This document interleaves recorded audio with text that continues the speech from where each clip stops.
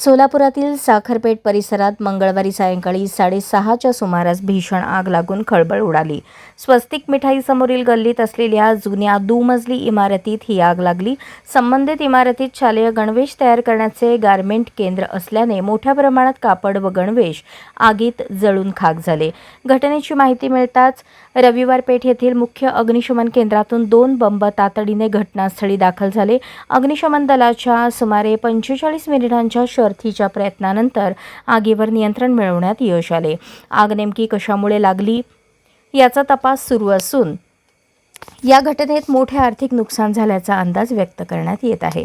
सुदैवाने आगीत कोणतीही जीवितहानी झाली नाही, त्यामुळे मोठा अनर्थ टळला.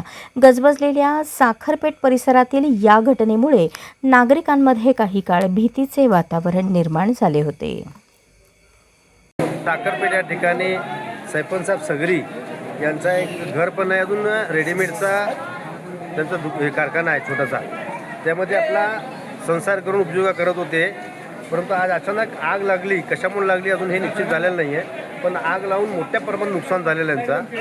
यांचा सर्व माल जळलेला आहे. त्याचे अग्निशमन दलाच्या गाड्या आल्यात. आता आग ज्याचं काम चालू आहे.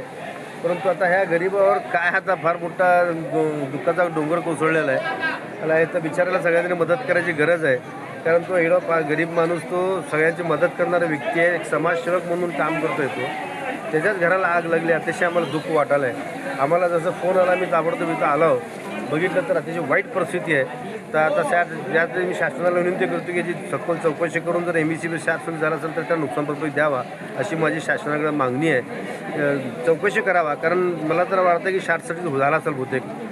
छोटा मोठा कारखाना आहे त्यांचा, त्यामध्ये त्यांचा चालता व्यवसाय. 2 मुलं त्यांचे तेच काम करतात. टेलरिंग स्वतः तिने कापड शितात, तिने शाळांचे ड्रेस वगैरे शितात. परंतु आताच्या सध्या माल आला आहे, सीजन जूनचा महिना आहे, शाळा चालवणार आहे, ते सगळं तिने माल आणल्यात.